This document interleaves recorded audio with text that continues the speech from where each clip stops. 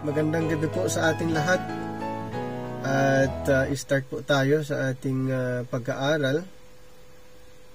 And mag-share screen lang po ako. Ang ating pag-uusapan po ay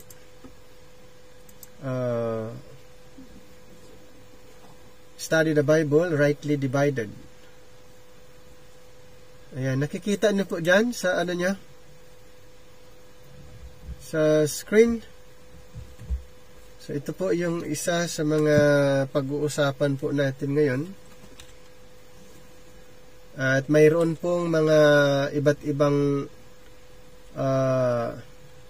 topic under sa subject na ito.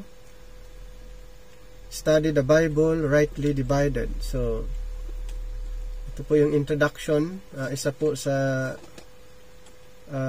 pag-usapan natin, introduction of studying the scripture, and then salvation, creation by and for Christ, and then pag-usapan din natin yung the I will of Lucifer, the rebellion in heaven and rebellion on earth, and then the God's plan to redeem the earth under the prophetic program, the seed of the woman, and in the Abrahamic covenant, Israel, God's chosen nation on earth. And then mapag-usapan din natin ang the middle wall of partition erected. Then si Moses, mapag-usapan din natin the deliverer, the Mosaic covenant, Israel to be a kingdom of priests. And then the sacrifices and feast of the law picture Israel's redemption. Then the Davidic covenant, a throne and kingdom on earth forever. Then Israel is scattered. Then isa pang pag-uusapan natin, a new covenant with Israel. Then God will write His law in their hearts. The prophets foretell of Israel's kingdom, Daniel's time schedule. And then the Gospels and early Acts, and then covenants and prophecies begin to be fulfilled. And then isa pa sa pag-aralan natin, the time is fulfilled and the kingdom of God is at hand. And then John the Baptist, the forerunner, then the ministry of Christ to Israel, then the signs of the kingdom. And then Christ teaches about the kingdom. And then Christ prepares Israel for the tribulation prior to kingdom. And then Christ's 12 apostles preach the kingdom of God is at hand. And then Israel rejects her king. And then Israel's last chance, the witness of the Holy Ghost, and then the fall of Israel, the blasphemy against the Holy Ghost. Then, God's plan to restore. And then the heavens revealed, the church, the body of Christ, the mystery. So ano pa? Marami itong pag-uusapan natin. A new dispensation, the dispensation of the grace of God, the revelation of the mystery. Through their fall, salvation is come unto the Gentiles, a new church. Then the body of Christ. And then what happened to the middle wall of partition? The wall of partition broken down. And then a new apostle from law to grace. And then the preaching of the cross. And then ito pa ang mga pag-uusapan din natin, the complete in Christ. And then new commission, the ministry of reconciliation. And then a new hope, heaven. Why kept secret? And then Paul's warning, solving the confusion, and then the end of dispensation of grace. Then Hebrews to Revelation. Then ano pa? The prophecy resume, then the fulfillment. Prophetic events to come, the tribulation to purge Israel, doctrine for the ages to come, and then Hebrews through Revelation, Israel will again be God's people. So the second coming of Christ, the 1,000 years reign of Christ, the new heaven and the new earth, and then the dispensation of the fullness of times. Okay, so start po tayo. Ito po yung introduction ng ating pag-aaral. The Bible or the Scripture is God's eternal inspired word. In Psalms 119, verse 89 and Daniel 10:21, teach that it was settled in heaven before it was ever written on earth. And God's word guides all that God does. By it the worlds were framed in Hebrews 11:3, and in it is God's offer of eternal life to those who will believe it. So yun po yung yun yung na-describe kung pag-uusapan natin ang Word of God. So ayon nga sa na-mention in Psalms 118 and Daniel 10, ito po ay ang salita ng Panginoon ay settled in heaven bago pa naisulat, bago tayo nagkaroon ng literal na scripture or Bible. So bago po naisulat, ito po ay settled in heaven. God's word is His revelation to us of Himself. God's word is His revelation to us of Himself. We know God through His word. We know God through His word. So nalalaman natin ng Panginoon through His written word. So the central person of the Bible is the Lord Jesus Christ, the living Word of God. Kaya in John 1:1, in the beginning was the Word, and the Word was with God, and the Word was God. He is pictured in some way in every one of its books. Hebrews 10:7 says, in the volume of the book it is written of me. He is the seed of the woman, the great high priest, the Passover lamb, the kinsman, redeemer, the rock of salvation. So ito po yung description sa ating Panginoon. He was described as seed of the woman, a great high priest, the Passover lamb, the kinsman, redeemer, the rock of salvation, the chief cornerstone, the seed of David, the great I am, the Son of God, the head of the church, and so much more. Jesus Christ is also rightfully the blessed and only potentate, the King of kings, and the Lord of lords of all things, both in heaven and on earth, according to 1 Timothy chapter number 6 verse 15, and then Colossians chapter 1 verse 16.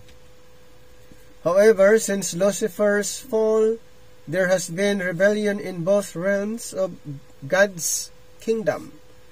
The Bible reveals God's twofold plan to end the rebellion. That at the name of Jesus, every knee should bow, of things in heaven and things on earth and things under the earth, according to Philippians chapter number 2 verse 10. So through Israel, the nation God created and will one day redeem. So through Israel, the nation. So ang Israel po ay ito po ay chosen. Okay, Israel as chosen people. God created and will one day redeem. Sino po yung i-redeem niya? Ang Israel, ang nation Israel. He will reclaim the earth. Through the body of Christ, the church He is currently creating, He will reclaim the heavenly places. So kung sa earth ang i-reclaim for Israel, ang heaven naman for the body of Christ. Okay? For the body of Christ. So thus, in the dispensation of the fullness of times, He will gather together in one all things in Christ, both which are in heaven, which are on earth. According to Ephesians 1:10. This is the eternal purpose and twofold plan of God revealed in the Bible. So kung pag-usapan natin yung twofold plan of God, heavenly and earthly. Okay, so mayroong earthly kingdom and heavenly kingdom. So mayroon pong dalawang plan ang Panginoon, the heavenly and the earthly. Ayan. So ito po kung bakit kailangan natin na malaman, kaya applying right division, doon po natin ma-recognize na mayroon siyang plan sa heaven at saka sa earth. Pero failure to rightly divide, hindi po natin ma-recognize. Parang tinitignan lang natin na isang plano lang ang ating Panginoon, is from the beginning hanggang ngayon ay parang isang plano lang. Mostly po ganon ang paniniwala. Kaya nagkakaroon ng mixing presentation, mixing teaching. Kung ano yung ipinapangaral noon, ipinapangaral lang din ngayon dahil sa pagkakaalam ay parehas lang. At gagamitin nila yung verse sa Hebrews 13:8 that Jesus Christ the same yesterday, today, and forever. Sasabihin nila, bakit pa natin intindihin ang Bible sa ganyan na ang Panginoon ay the same yesterday, today, and forever? O dapat, kung ano yung sinasabi niya noon, dapat ganun lang din ngayon. So, ang dami po ng mga philosophy na ganon, idea na ganon, at kinunclude nila na talagang yun ang programa. Hindi na napansin or napag-aralan na may mga iba't ibang program ang ating Panginoon. At dito nga, mayroon siyang dalawang programa, heavenly and earthly. Okay? Heavenly and earthly. Ano po yung mga group of believers sa heaven, sa heavenly program ay ang church, the body of Christ. Ano naman yung group of believers dito po sa earth? Yan po yung mga kingdom believers, kingdom church. So mayroong body church and then the kingdom church. Saan pupunta ang mga body church? Sa heaven, sa pamagitan ng rapture or caught up. Saan naman yung kingdom church? Dito lang sila sa lupa, kaya babalikan ng ating Panginoon at siya'y maghahari 1,000 years para matupad ang propesiya. Rightly dividing the word of truth, seeing how and where you fit into the outworking of God's plan is vital, because while all the Bible is for us, it is not all to us, nor is it all about us. So nakuha niyo po yung point doon kung bakit natin aralin ang Bible rightly divided. Tama na ang Bible ay isinulat para sa atin, pero hindi lahat ng naisulat sa Bible ay para sa atin, para sa iyo, or patungkol sa atin. We cannot open the Bible and apply any and all verses to ourselves. Yes, ang dami po na mga katuruan, instruction ng ating Panginoon na hindi po apply sa mga believers ngayon. Halimbawa, maraming mga passages, command ng ating Panginoon, instruction regarding animal sacrifices. Obviously, no true Christian would teach that we should offer animal sacrifices today. Mayroon bang ganon yung mga true Christian, ipinapangaral, itinuturo na mag-offer sila ng mga animals. We must distinguish between verses that apply today and verses that do not. Papaano naman natin ma-determine, malaman, na yung verse na ito hindi para sa mga believers ngayon, applying right division. Doon lang po natin ma-recognize ano yung mga verses na hindi applied, hindi applicable in this present time using right division. We must distinguish between verses that apply today and verses that do not. Anong dapat gagawin? 2 Timothy 2:15, we must rightly divide the word of truth. We must rightly divide the word of truth. Understanding the big picture and God's twofold plan will help us to do this. So, malinaw po yan, meron siyang dalawang meron siyang program. Ito po ay talagang, kumbaga, review na ito eh. Sa iba naman ay additional learning, kaya maganda na mauulit at ma-familiarize para hindi makakalimutan. At sa programa ng Panginoon, we are in the now program. Sa Bible po, mayroong time past, but now ages to come. And we are in the now program na ang pinag-uusapan ay patungkol po sa langit. Ayan. Patungkol po sa finished work ng Panginoon. Unlike sa time past, ay more on pinag-uusapan ang prophecy, earthly program. So, regarding sa salvation naman, kung pag-uusapan natin, in no other area is rightly dividing more important than it is in understanding how to be saved from hell and stand completely forgiven and justified before a holy God.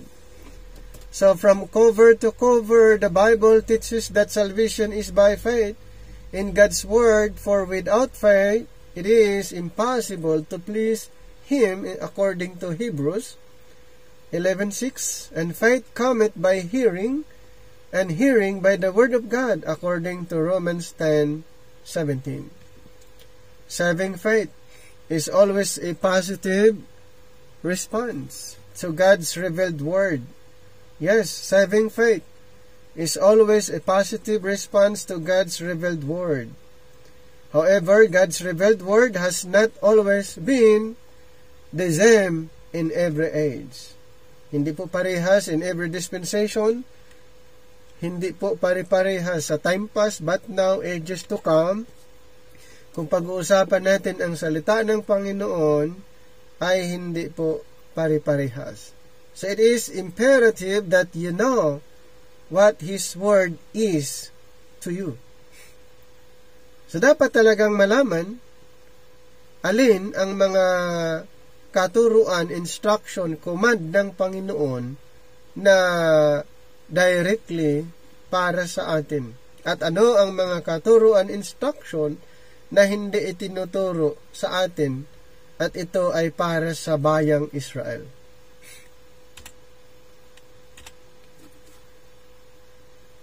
In Ephesians chapter 2:11, na i-describe po dito yung sitwasyon noon under the time past. Ano ba ang mga teaching under the time past? Ano yung mga issue under the time past? The shed blood of Christ is the payment for the sins of all men of all ages. Yes, yung blood ng ating Panginoon, no one in any age could ever be saved except by the shed blood of Christ. However, in the time past, prior to the cross, people did not know this. Yes, hindi nila alam, pero in the whole picture, ang blood ng Panginoon.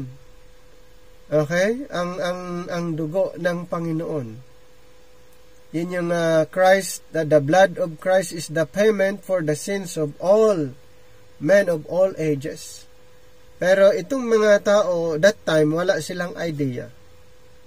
Okay? Prior to the cross, people did not know. God had not yet revealed it. Hindi pa nila alam. Hindi pa ni-revealed ng Panginoon. Their faith had to be placed in God's revealed word to them at that time. So kung ano yung in-revealed ng Panginoon that time, doon lang po sila, doon lang po ang kanilang paniniwala.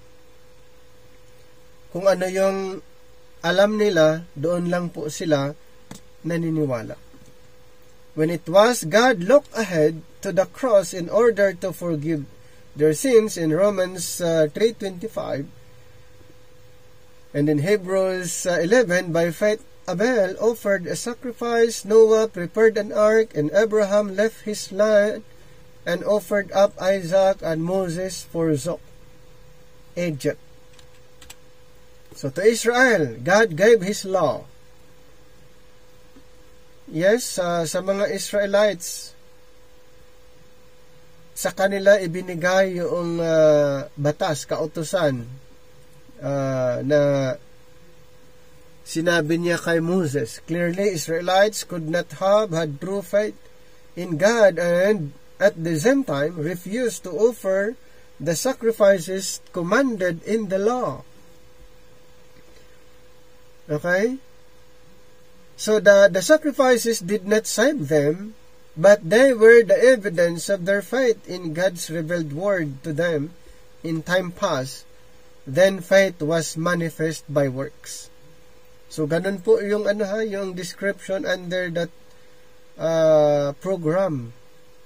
Okay, under that program, sacrifices did not save them, but they were the evidence of their faith in God's revealed word to them. But now in Romans 3:21, today, though God's word tells us that we are not under the law but under grace. Romans 6:14. So we are not under the time past program, but we are under the but now program.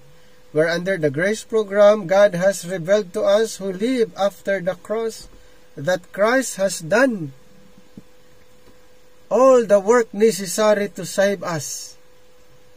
So sino po ang gumawa doon? Sino po ang tumapos doon na kailangan gagawin para tayo maligtas? Ang Panginoon. Ang Panginoon. God has revealed us who live after the cross that Christ has done. Christ has done all the work necessary to save us. Sino po? Si Christ. He shed His blood as the full payment for all of our sins. Kaninong dugo po? Na ito yung kabayaran, the full payment for all of our sins. And died and rose again as proof that God has accepted the payment. In Romans 3:21-28 and Romans chapter 4 verse 25. Today, God tells us to stop working for salvation and trust in the work of His Son for our salvation, for our justification. So, since na ang Panginoon na yung nag-work, wala tayong wala tayong na-contribute para tayo maligtas. Kaya salvation is totally by the grace of God. So, today, dapat ipangaral natin na ang salvation ay ginawa na ng ating Panginoon. So, kailangan nating maniwala sa Kanyang ginawa for our justification.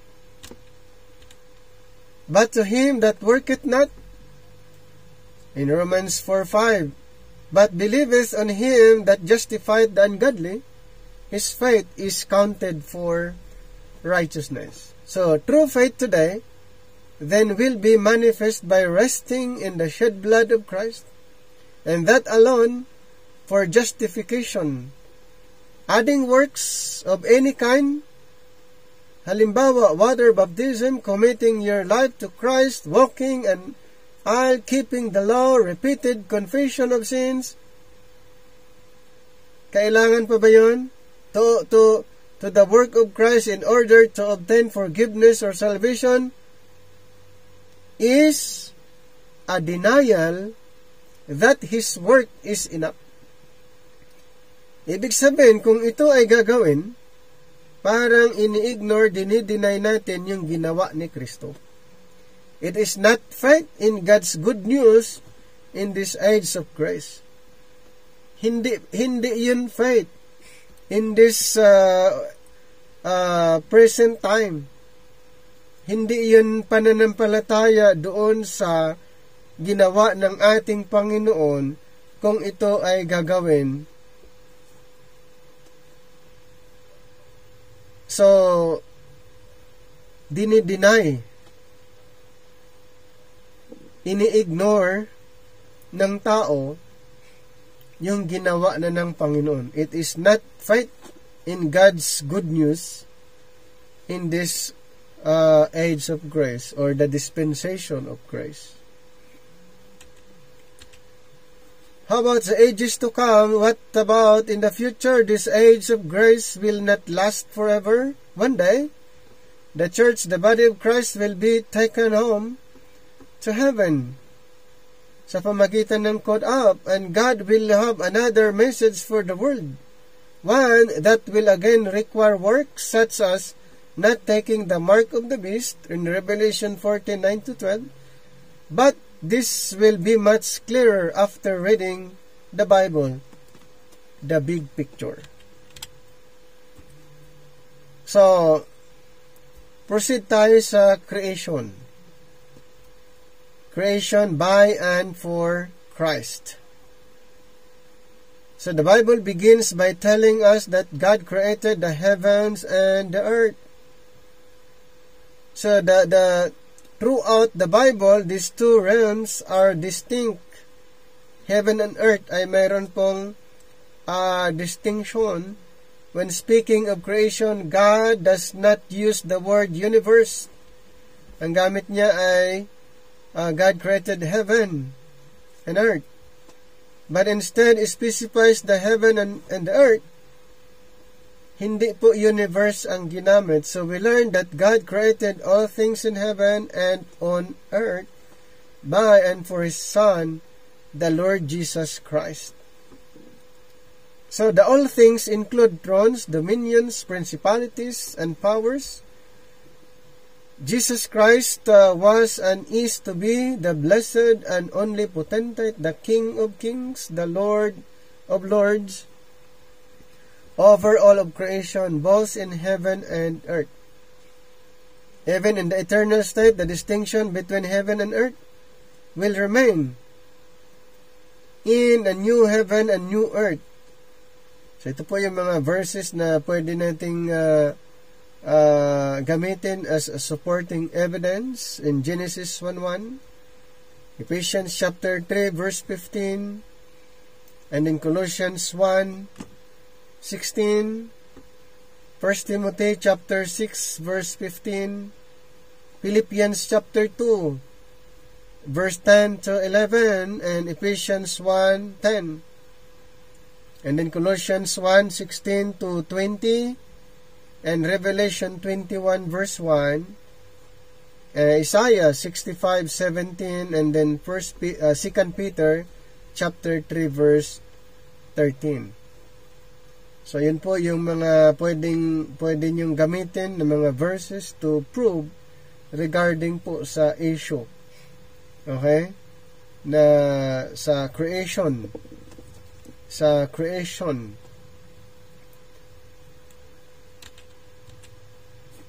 How about kung pag-usapan natin ito si Lucifer? Kilala siya sa seven-eye wheel. However, one of God's creatures did not like God's plan. Ito si Lucifer pala ay hindi niya gusto yung plano ng Panginoon. Ito si Lucifer. His name was Lucifer. Lucifer was the anointed cherub that covereth. He was created to lead an angelic host in song and praise to God. So ano pala ang ginagawa ni Lucifer that time? Siya po ay nangunguna in singing and praising to God. He was covered with beautiful stones that reflected the glory of God throughout the heavens. Ang ganda ng description dito po kay Lucifer. Siya po yung reflection. The glory of God throughout the heavens. His position was higher than any other created being. So, kakaiba ito si Lucifer. Ayan. Kung baga, iba siya kumpara sa ibang mga created being ang kanyang position. But Lucifer was not satisfied. Hindi siya satisfied sa kanyang position sa langit. Ayaw niya yung plano ng Panginoon. Anong nangyari? Dahil hindi siya satisfied, he wanted to be like the Most High. Hindi siya satisfied at nag-desire siya, nag-ambition siya na magiging katulad sa ating Panginoon or magiging Diyos. Isaiah 14:12-15, Ezekiel 28:14 and Ezekiel 28:13, doon po na-describe kung sino si Lucifer. In Genesis 14:19 and 22, define the title, the Most High God, as the title that speaks of God being the possessor of heaven and earth. Satan wanted to possess heaven and earth. His pride caused his fall, and he became Satan, the devil. Dahil hindi siya nakontento, gusto niyang pantayan at maging God like the Most High. May plano ang Panginoon, ayaw niya. So, ganun po ang nangyayari. Okay? He became Satan, the devil. Ayan. Then, a rebellion in heaven. So, mayroong rebellion in heaven. Since his fall, Satan's plan has been to take control of all creation. Ano daw? Ano daw ang ano ng plano ni Satanas? Ito yung plano niya. Satan's plan has been to take control of all creation. Hindi niya iniisip na may mas powerful pa sa kanya, pero ang talagang ambition niya ay siya nang mag-control lahat. Heaven and earth, parang gusto niyang kontrolin lahat. Di ba Panginoon lang dapat ang mag-control? Bakit siya nag-ambisyon na siyang mag-control lahat? Ito si Satanas na dating Lucifer. He led a rebellion in heaven and many angels followed him. Nagkaroon ng rebellion. Nagkaroon ng rebellion.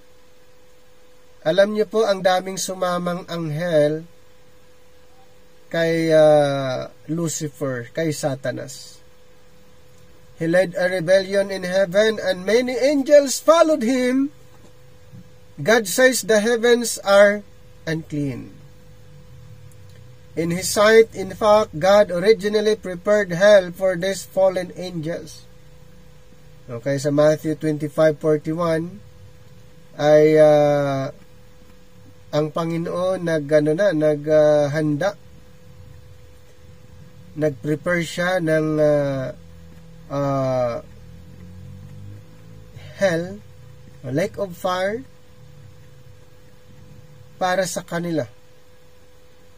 Since God knew beforehand that Lucifer would rebel, He had a plan to one day cleanse the heavens and restore them to the headship of the Lord Jesus Christ.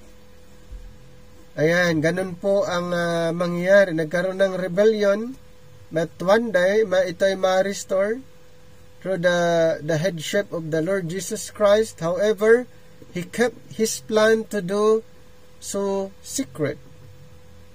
So, ang ginawa niya, yung plan na ito ay secret, so that Satan and his princes would not know it. Para hindi alam ni 1 Corinthians 2:7 and 8 and Ephesians chapter 3:9 to 10. Ang Panginoon mayroon siyang plan na i-restore heavens, cleanse the heavens and restore them to the headship of the Lord Jesus Christ, pero ito po ay secret muna. Ayan, para hindi malaman ng mga ni Satanas ang kanyang friends. Ayon sa 1 Corinthians chapter 2, 7 and 8 and Ephesians chapter 3, 9 to 10. So God did not reveal His plan to restore the heavenly places anywhere in the Old Testament. Wala po doon. Hindi matatagpuan. Walang record na ang Panginoon nag-reveal kung ano yung plano niya sa heaven kahit saan sa Old Testament. So we will not discover it until much later in the Bible.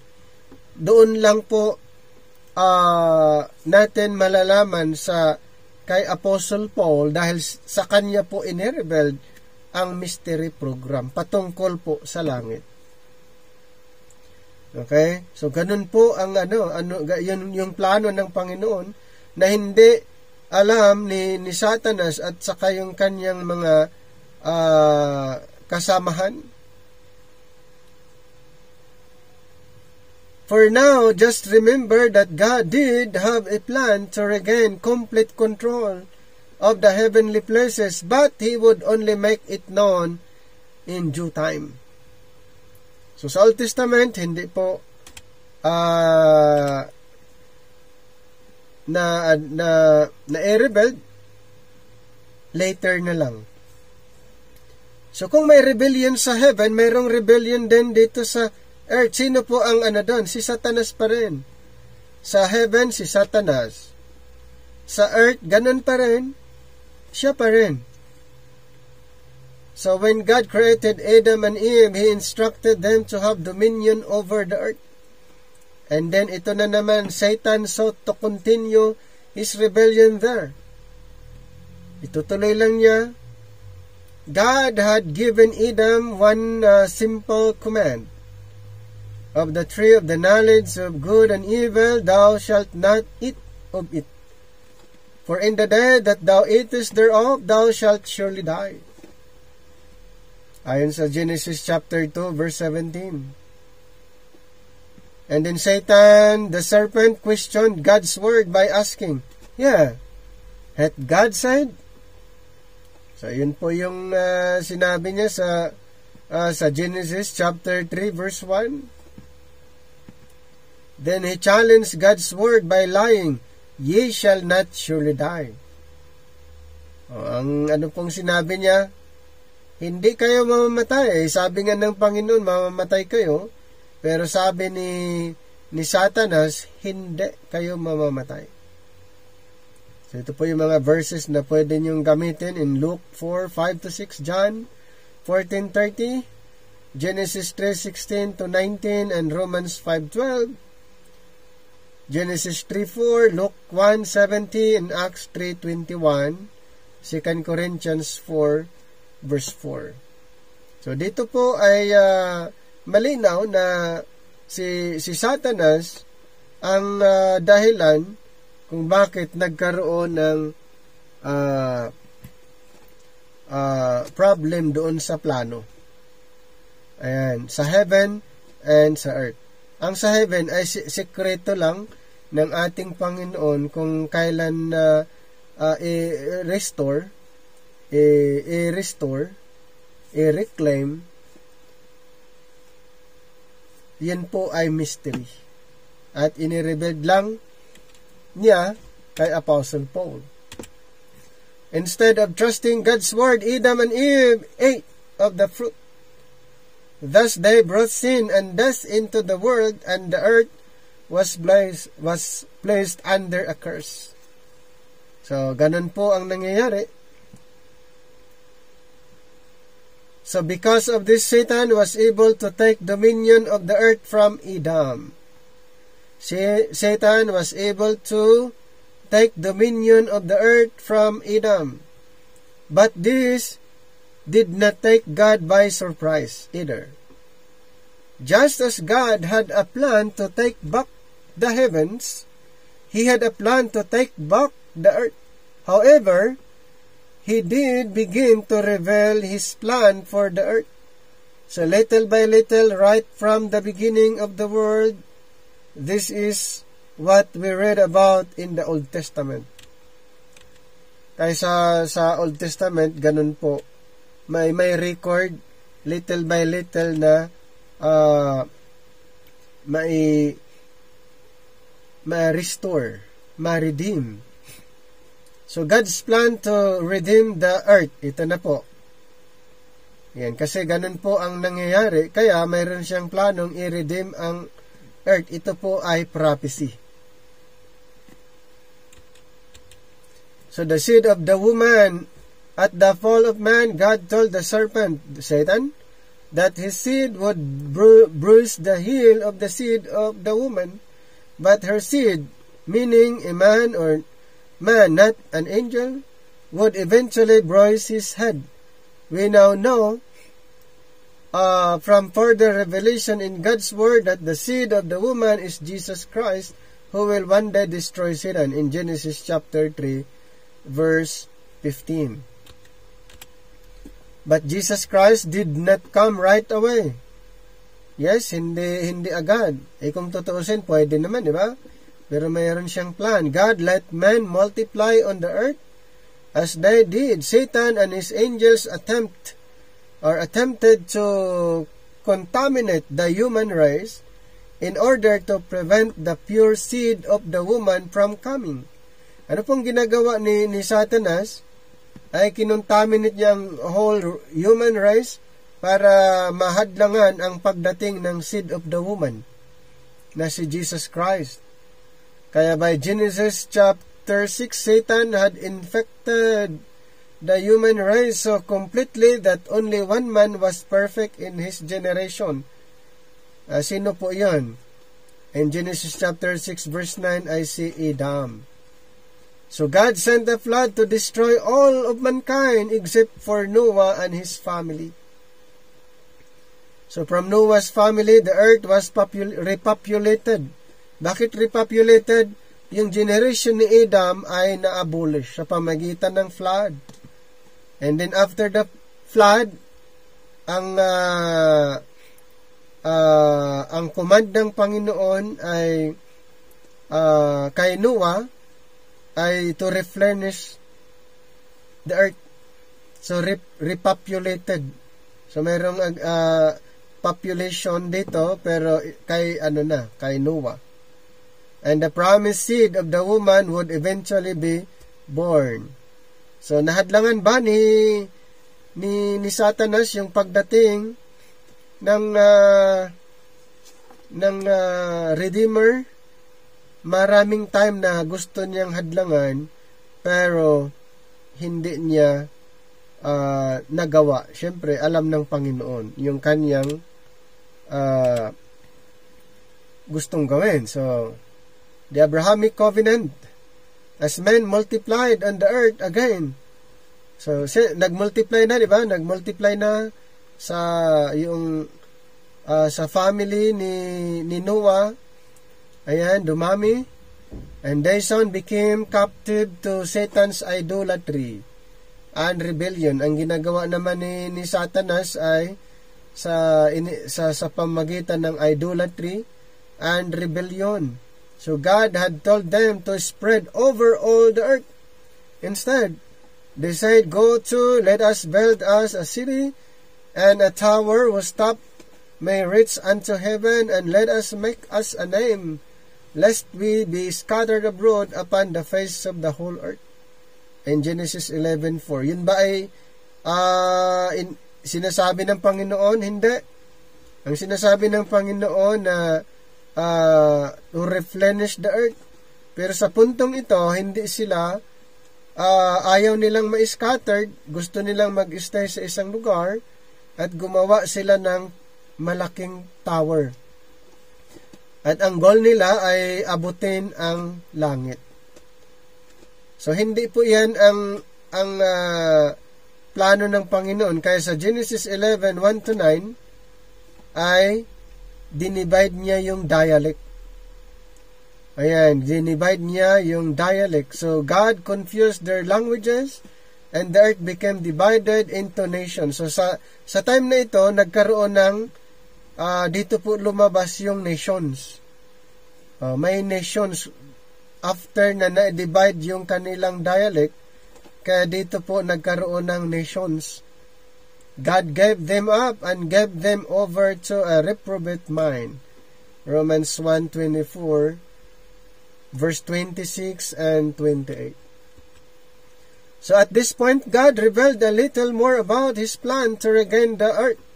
So dito po ay unti-unti niyang inirevealed. Paano niya i-regain ang earth little by little. So He would make His own special nation from a man named Abraham.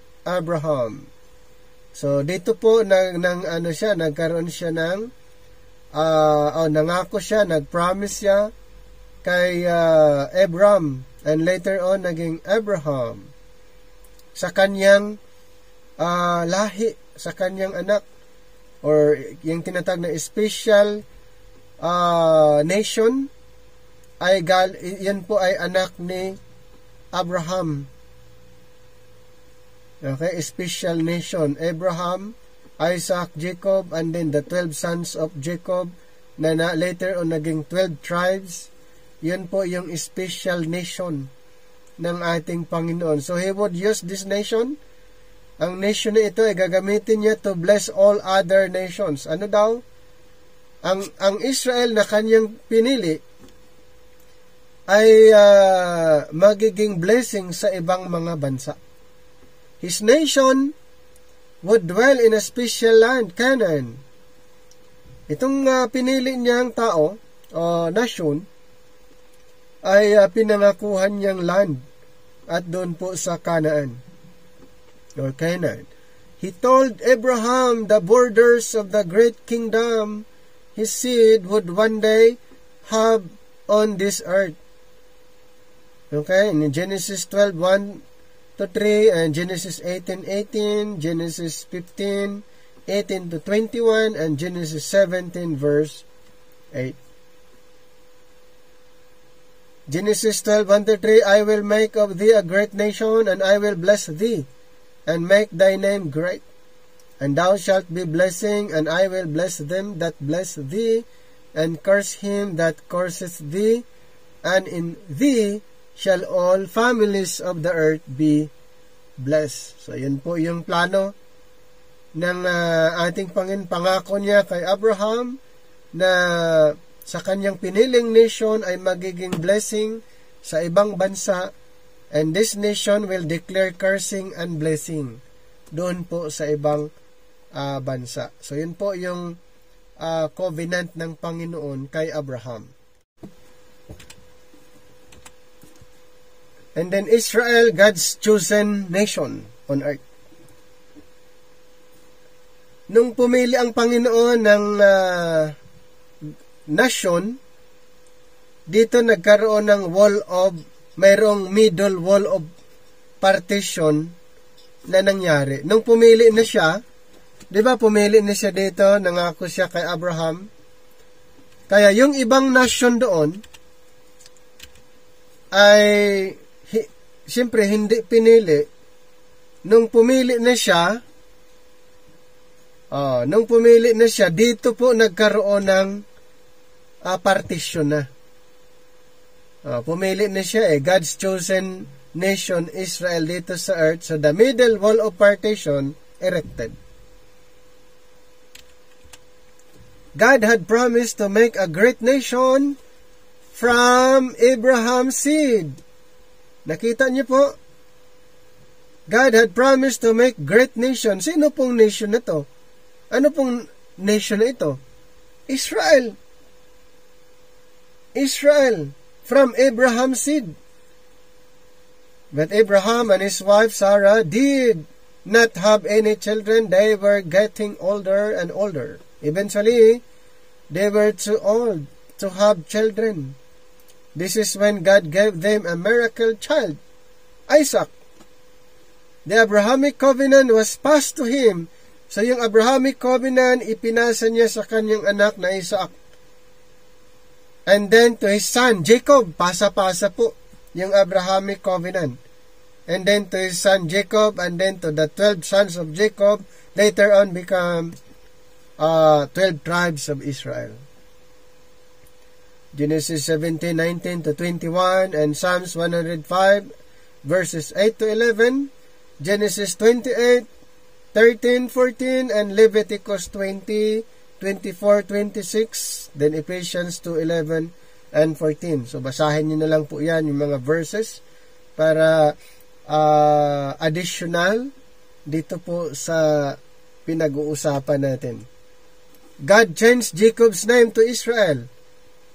So, pag sinasabing Israel, yun po ay Jacob dati. Pinalitan lang niya, ang ibig sabihin ng Israel ay Prince of God. Ang Israel ay tinatawag Prince of God.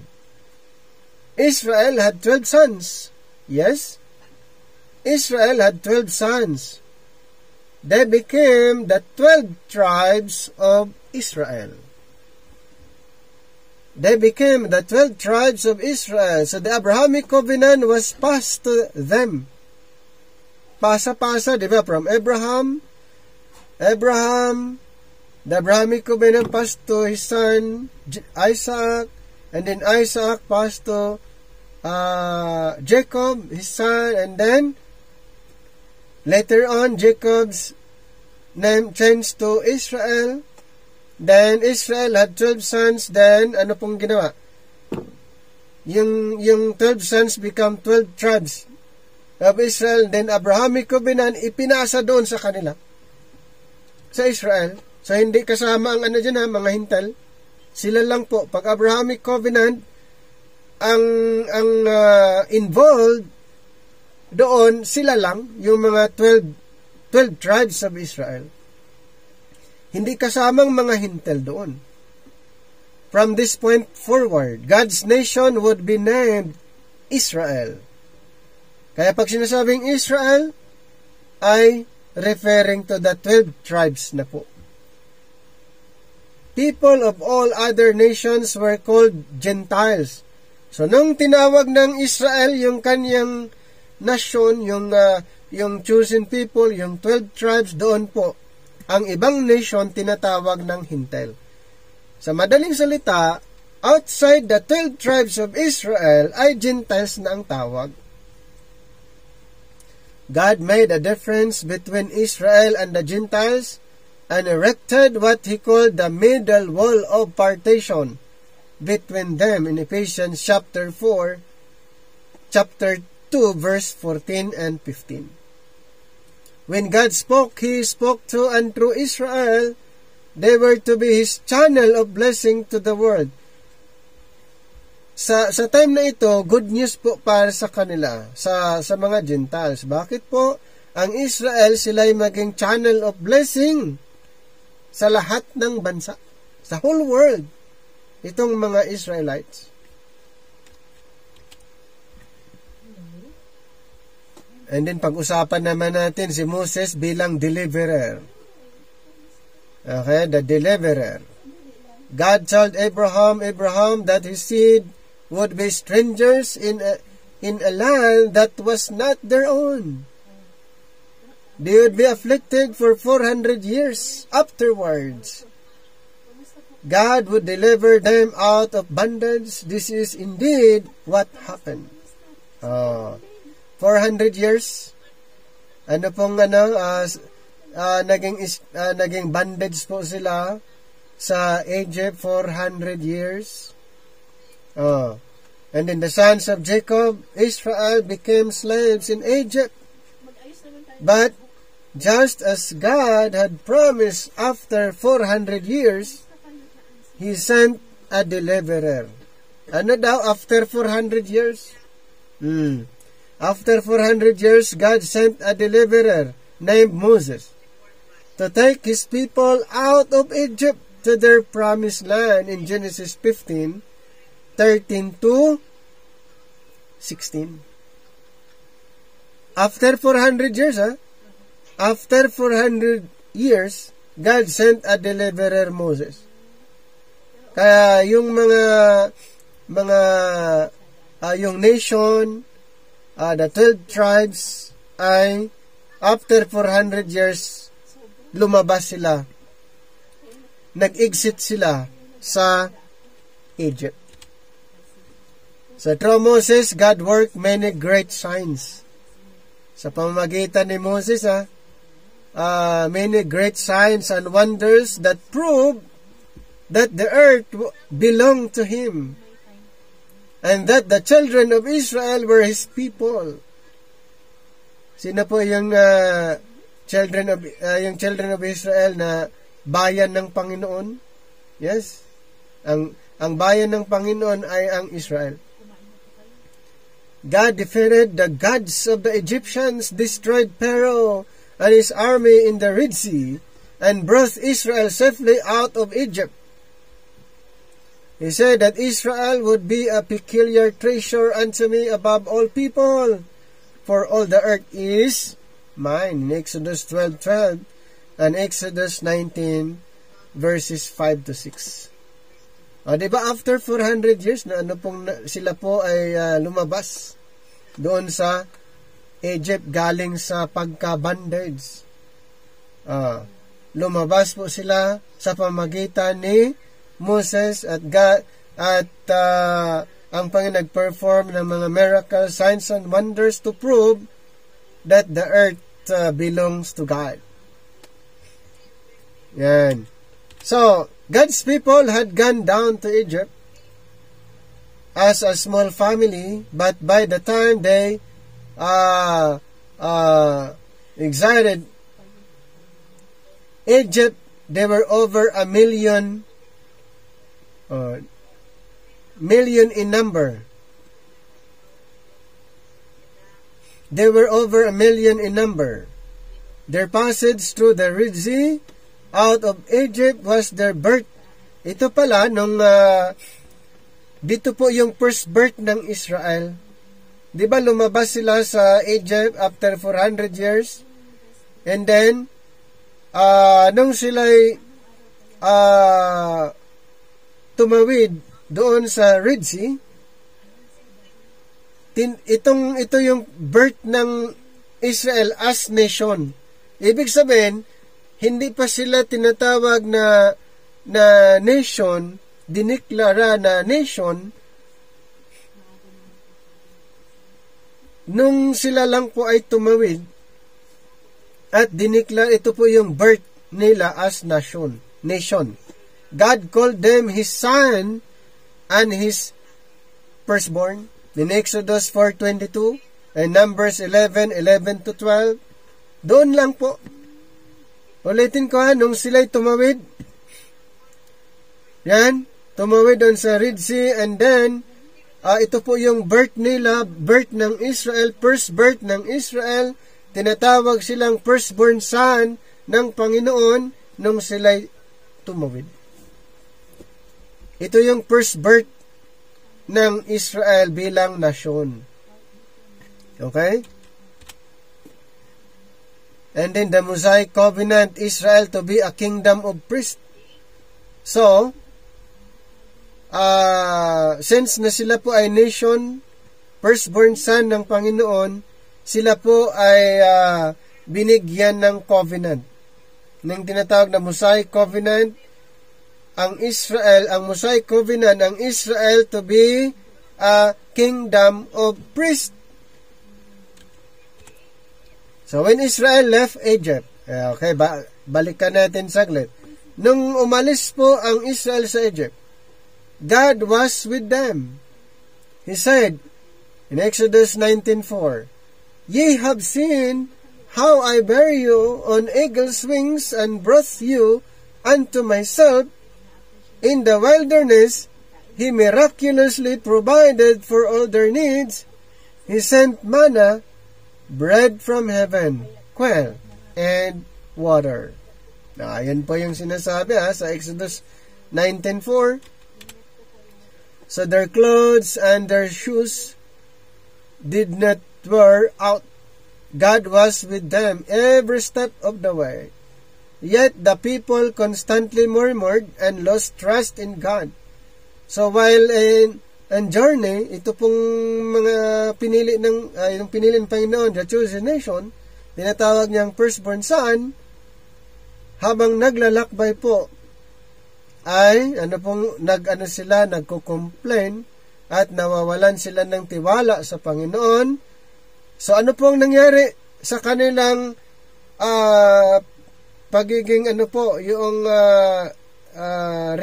pagrereklamo, pagko-complain? Nagiging 40 years ang kanilang paglalakbay papuntang Promised Land. Because of this, it took 40 years for them to enter into their Promised Land. Di ba? Yun po ang naging consequences doon sa kanilang pag-complain at nawalan sila unti-unti ng tiwala sa Panginoon. Kaya, umabot ng 40 years ang kanilang paglalakbay papuntang Promised Land. So the generation of those who doubted God, ano pong nangyari? Namatay before the rest could enter in. So namatay po yung mga nag-doubt sa ating Panginoon, and then yung iba naman ay nakapasok. So pwede niyong basahin ang Exodus 16:12 to 15, Exodus 15:24 to 25, Exodus 17:6, Deuteronomy 29:5, and Numbers 14:22, 23, and verses 28 to 35. So through Moses, God gave the people of Israel His law. So through Moses, ang Panginoon nagbigay ng batas para sa Israel, mga instruction and judgments. The purpose of this was to set them apart from all the other people. They were supposed to be a light and an example to the rest of the nations. Yun pala ang pinakaplano doon kung bakit ito ibinigay ng Panginoon, dahil ang Israel, sila yung magiging light sa example ng ibang mga bansa or sa mga hintal. Leviticus 20:24, 26, Deuteronomy 4:6-8, Psalms 147:19 to 20, Exodus 19 verses 5-6, and then Isaiah 61:6, Leviticus 26:27 to 33. Ang Israel, kung bakit sila binigyan ng instruction, mga law, ito po, na maging sila, separate dapat sa ibang nation, dahil sila po dapat ang light ng ibang mga bansa. So, the Mosaic covenant under the law, God said that if Israel obeyed, He would bless them. Ito po sa Mosaic covenant, so under the law, ito po yung sinabi na kung ang Israel sumunod He would bless them in their land and make them a kingdom of priests and a holy nation. Sino po yung mga Israelite? Kung sumunod lang po sila, ito yung sa Mosaic Covenant, Kung sumunod lang sila sa Panginoon, yan, sila po ay maging kingdom of priests and holy nation. Yan po yung condition doon. However, if they disobeyed, ito po yung consequences pag hindi sila sumunod, God would curse them. He would take them out of their land and scatter them among the nations. So pag hindi sila sumunod, hindi sila mag-stay doon sa kanilang land, kundi sila po ay ma-scattered sa iba't ibang nasyon. Yan po ay sign ng punishment sa kanila, yung curse ng Panginoon sa kanila, dahil sila hindi sumunod. At kung sumunod sila, mananatili sila doon sa kanilang land, magiging blessing. At magiging kingdom of priests sila at maging holy nation.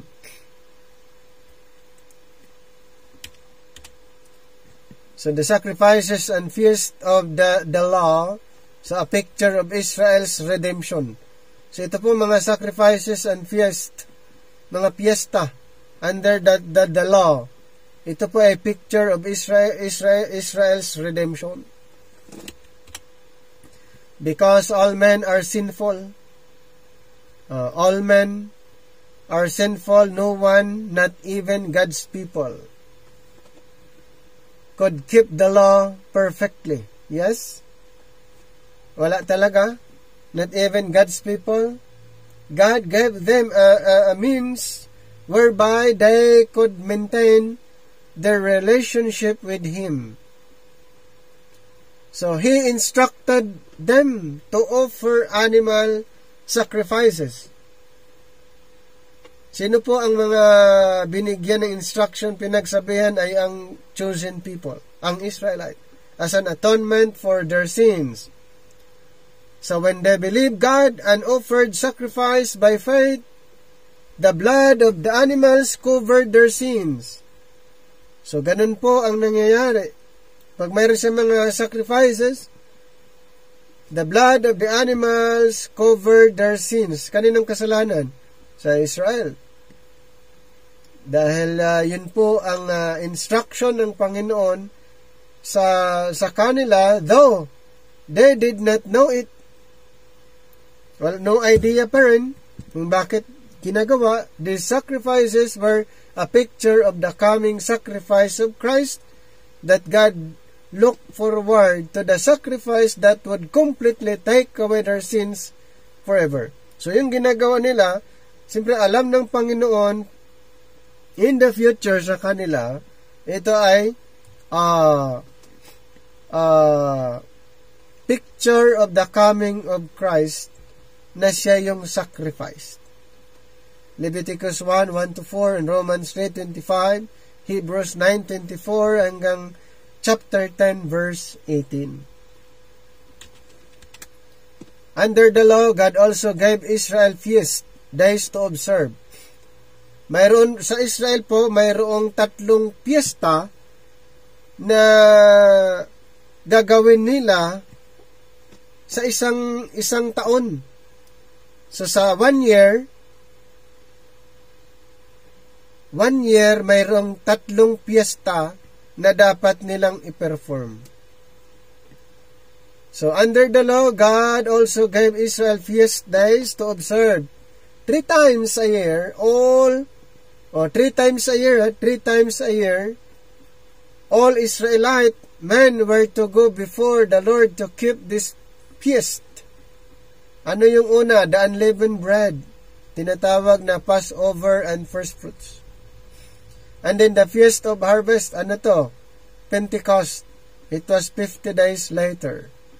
Then yung pangatlo na i-perform nila, feast of ingathering, the trumpets, day of atonements, or the tabernacles.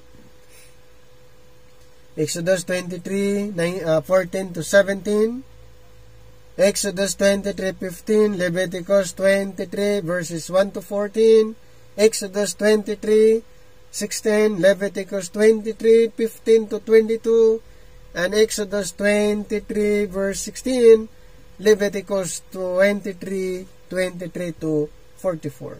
So pwede nyo pong basahin yan para mas maunawaan nyo yung mga piyesta na ginagawa ng Israel that time, yung Fiesta of the Passover, Fiesta of the Pentecost, and Fiesta of the Tabernacles.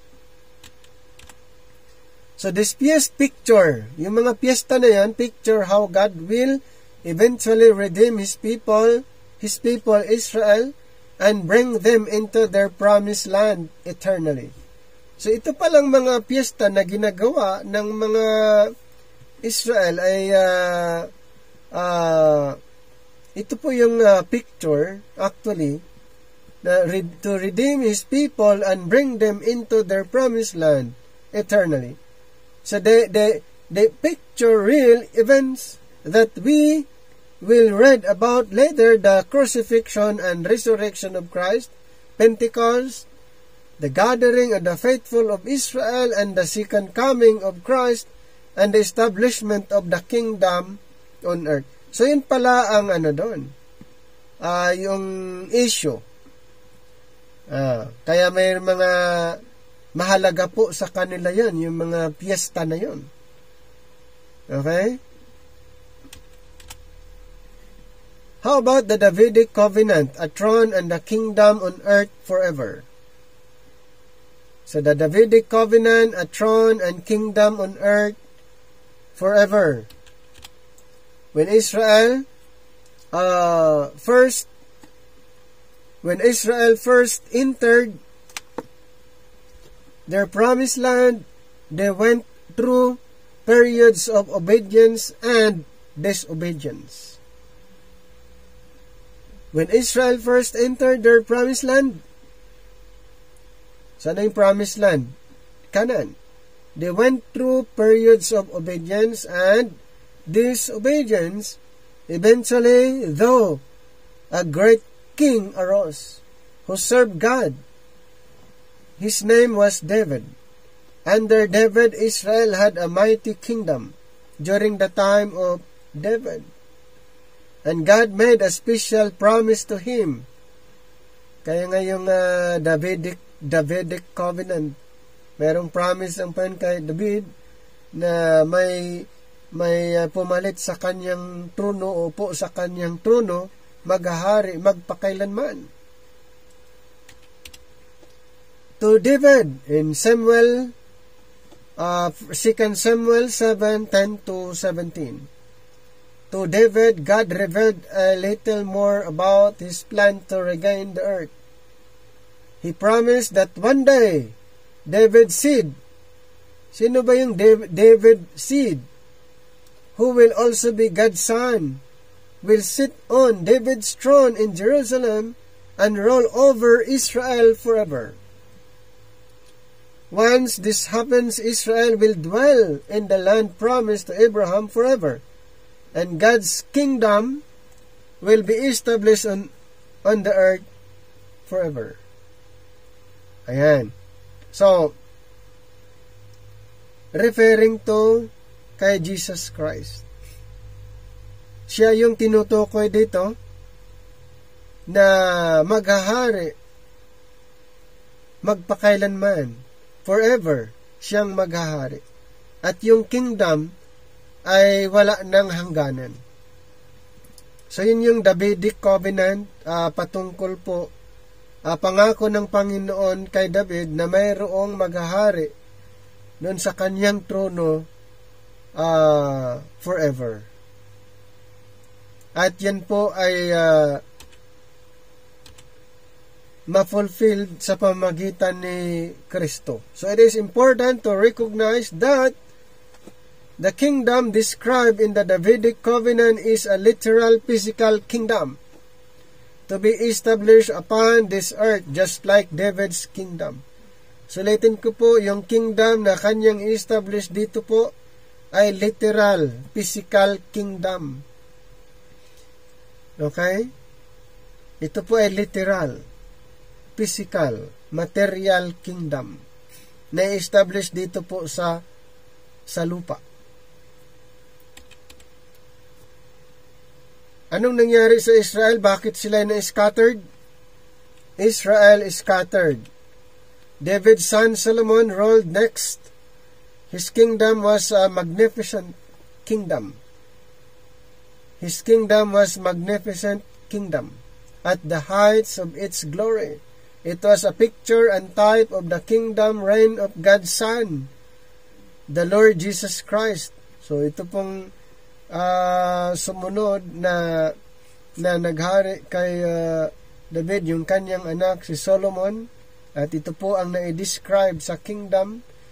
His kingdom was a magnificent kingdom at the heights of its glory. So ito naman ay picture or type of the kingdom reign of God's Son. So the Lord Jesus Christ, the entire world heard of its glory, and kings and queens came to see it and honor Solomon. So for most of Solomon's reign, he served God. However, in his later years, he took many wives who led him into idolatry. So later, but before, ay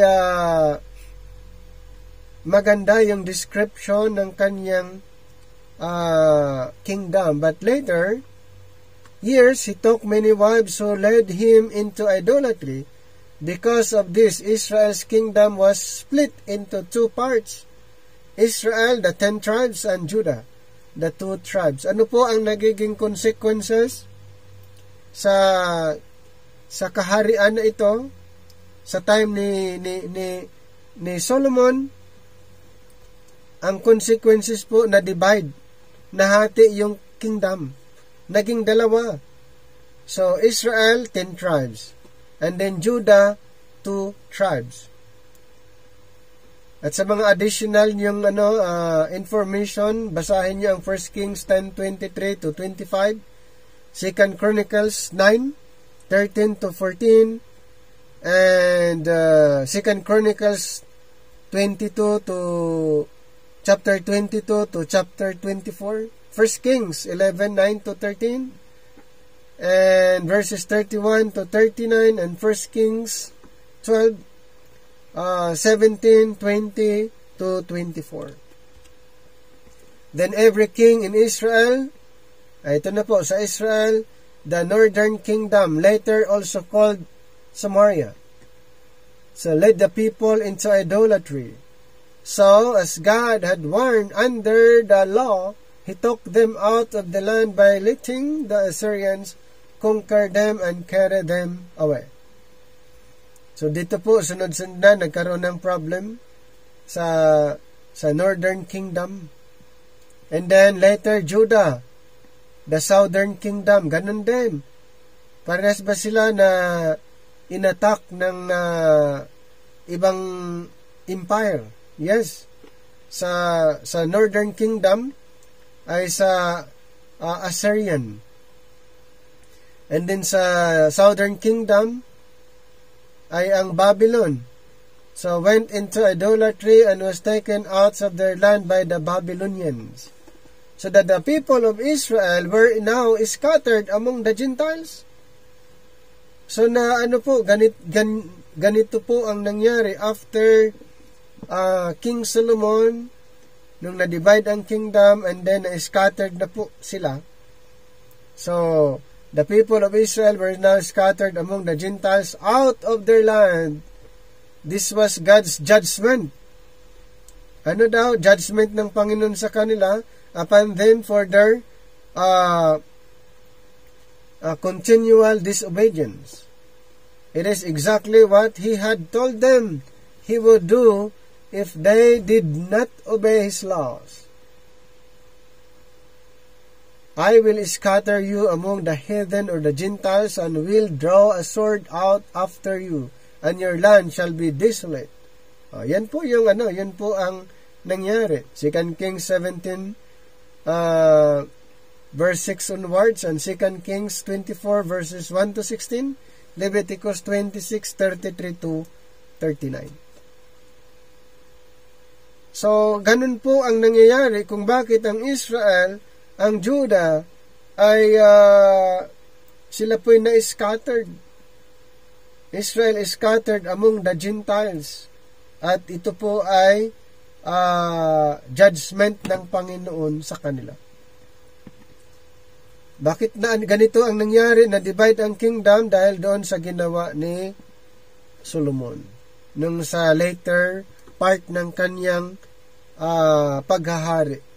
Kaya ito po ay consequences na naging dalawa ang kingdom at hindi na po nagkakasundo.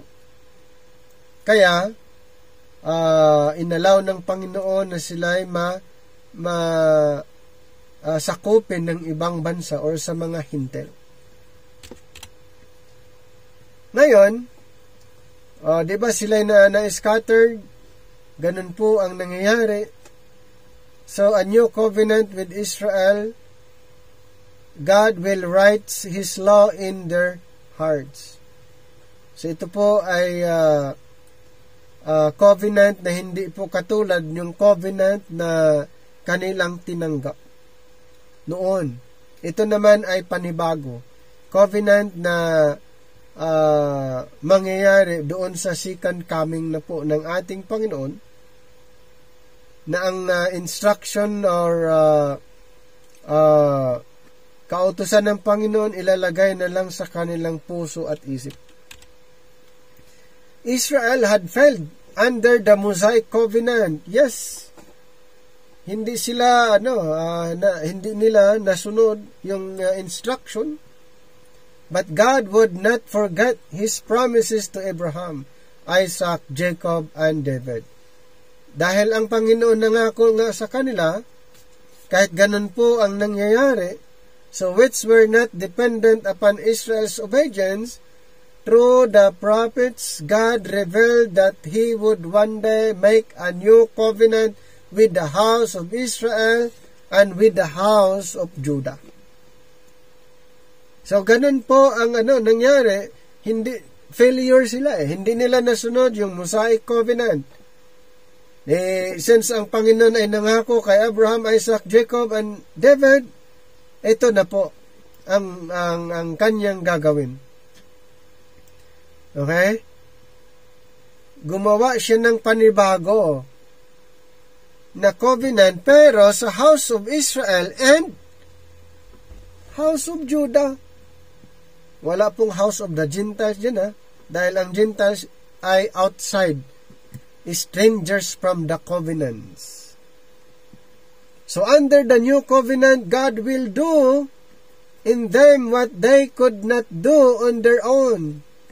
Ito pong maganda sa time na ito, dahil God will do in behalf doon sa mga Israel at Judah. Dahil hindi nila kaya yung dati, so ang Panginoon ang gumawa. Sabi niya, I will put my law in their inward parts and write it in their hearts. O di masusunod na nila yan. Jeremiah 31:31 to 34, Ezekiel 36:26 to 28. Yung hindi nila nasunod noon sa New Covenant ay masusunod na po nila dahil ilalagay ng Panginoon sa kanilang puso at isip.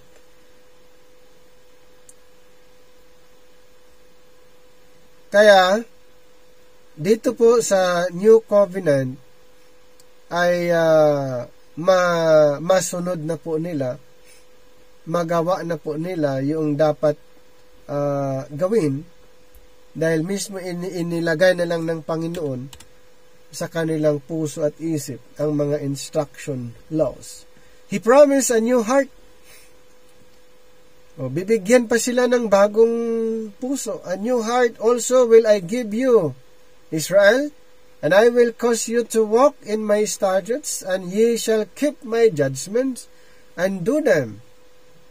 And ye shall dwell in the land that I give to your fathers, and ye shall be my people, and I will be your God.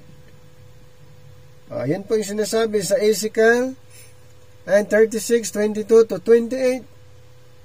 Ezekiel 37:21 to 28, Isaiah 11:10 to 12, Jeremiah 23 verses 3 to 8, Ezekiel 37:24, 28, and Jeremiah 33:15 to 17. And ye shall dwell in the land that I give to your fathers, and ye shall be my people, and I will be your God. So God will one day gather Israelites from everywhere. He has scattered them and bring them back. So na-scattered sila, and then sila din po ay babalik. Ibabalik lang din po into their promised land where they will dwell forever. David's son, who will also be God's son, will be king over them and rule from Jerusalem in a kingdom perfect righteousness. Dito na po yun sa second coming. Sa second coming na po ma-fulfilled yung Davidic covenant, Abrahamic covenant, and Mosaic covenant na maging maging kingdom of priest. Sa millennium. Okay? Kaya God will one day gather Israelites from everywhere He has scattered them and bring them back in their promised land where they dwell forever. Doon na po sa sa second coming na po. A new covenant, God will do in Israel what they could not do for themselves. Kaya maganda po yung new covenant dito sa mga Israel.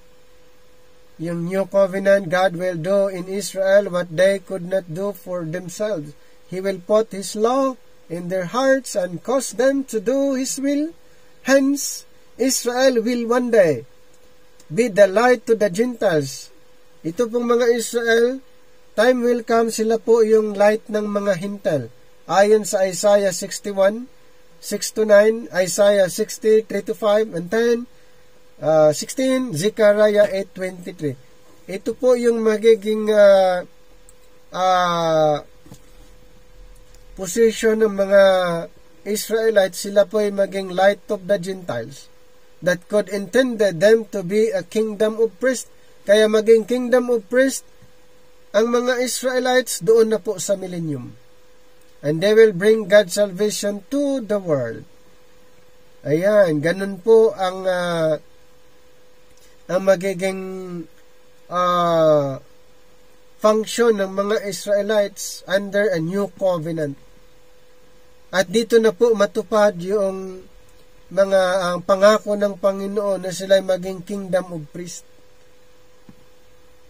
A holy nation. Dito na po sa millennium. Magiging channel of blessing sila sa ibang bansa, dito na po mangyayari. At ang Panginoon maghahari sa trono ni David forever, dito na rin sa millennium. Dito na rin sa pagdating po niya, ma-fulfilled yung promise. And then the prophets foretell of Israel's kingdom. So the prophets confirmed the promises of the new covenants and gave more details about God's plan to restore the earth to Christ's rule.